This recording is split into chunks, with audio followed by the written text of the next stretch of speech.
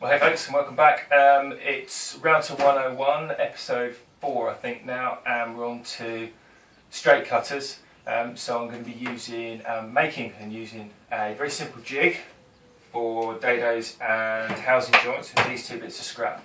I'm going to be using the fence and cutting mortises and trenches, rebates, and I'm going to show you how you can incorporate those three cuts into far more complex mortise and tenon, bridle, cross halving, half laps, lots and lots of different joints, just with a simple straight cutter. So I'm going to get this all set up for the first run, and I'll see you back here in a second. Okay, well I'm all set up to make this rebate in this piece of scrap timber, or scrap MDF here. All I've done is I've installed a 1/2 inch cutter with a 1/4 inch shank to fit the router, and I'm just going to rebate along the edge. I've set this fence up so that the edge of the cutter is 6mm in from the edge of the board, so I've got a 6mm rebate, and I want to go down by 6mm as well.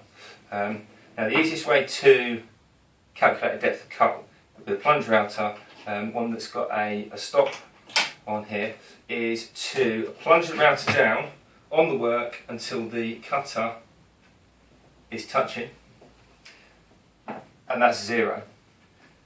I've now got a 6mm drill bit, and I'm going to put the shank of the drill bit in between this stop on this 3-piece turret on here, and just drop the bar onto it and tighten it up.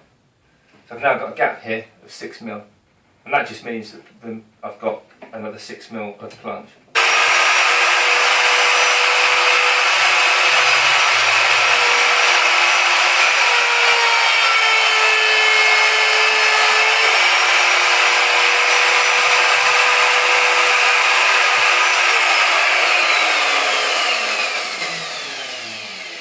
If you haven't got a fence, what you can do is just clamp a piece of timber with a straight edge across the end, and then you can run your router along the router base along that, and that's the same for if you want to cut a trench in, say, for a dado or for a housing joint. Okay, so keeping on the same theme of using the fence to essentially make a cut parallel to the length. All I've done is I've moved the fence over on the router, so that instead of cutting just the edge of the timber, I'm actually now going to cut for a mortise. The difference is I've got a different distance between the side of the fence and the edge of the cut, and also obviously I've got to now consider the stops. I can either clamp a stop block on, it's only going to be good for one end, but because it's such a small cut, I can actually just watch where the cut is going and go up to it. Essentially, this isn't really a repetitive cut in terms of stopping and starting, and because it's a mortise, it's probably going to be hidden by the shoulders on a tenon anyway. So it's just a case of being careful on the stop and the start.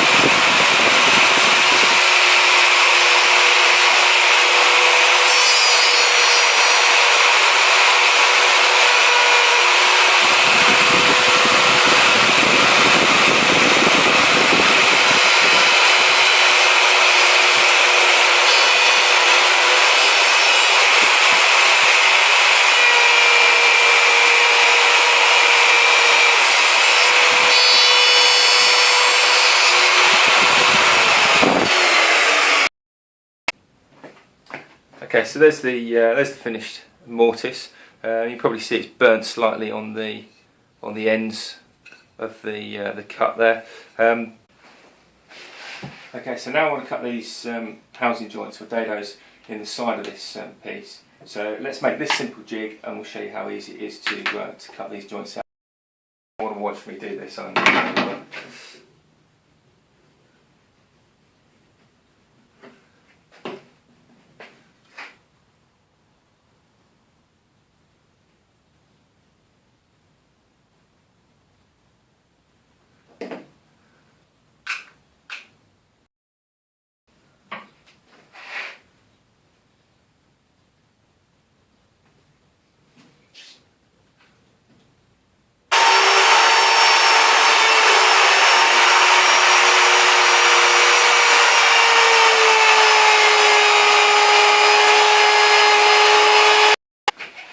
Okay, so what I've done is with the jig that I've made up, basically I've just run, as you've seen, ran the router across there, and all that's done is I've actually deliberately gone into the fence, and that's now given me a registration mark. I've actually done it on both sides. Now this is now specific to this router with a particular cutter in it, so I've marked the jig with what router it is and what cutter size I've got. But what I can now do is, instead of just simply strapping a piece of batten across there, if I want to cut a housing or a dado, I can line these registration marks up, and I can now cut the corresponding dado that I need, marked out with the registration marks, so I can set in there. I've done it on both ends because if I'm doing this in a bookcase size, I can do the top and the bottom with the same jig. So that cuts down the setup time an awful lot.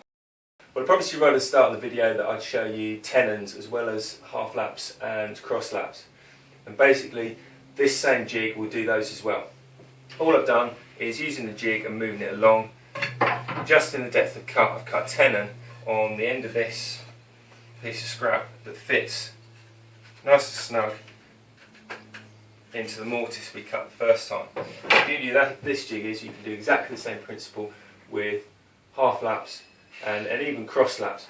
If you're cutting them all at the same time, or you've got a lot of tenons to cut, they're all the same size, you can stack them along the side of the jig, clamp them all down, and then make your passes in one go. So that speeds up the process for that, and it's probably just about as quick as doing it on a table saw or a router table and being able to cut them all in one go. So another reason to like the router. Well, the proof's in the pudding. A 3/4 inch dado with a 1/2 inch cutter. Simple use every time.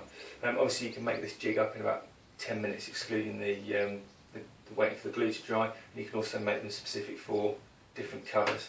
So I hope you've enjoyed this episode. If you have, don't forget to click the subscribe button.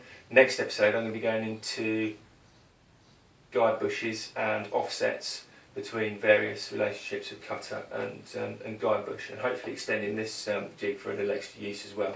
So don't forget to hit the subscribe button if you don't want to miss that one, or check out the information on the website woodcraftbpw.com. We'll see you again soon.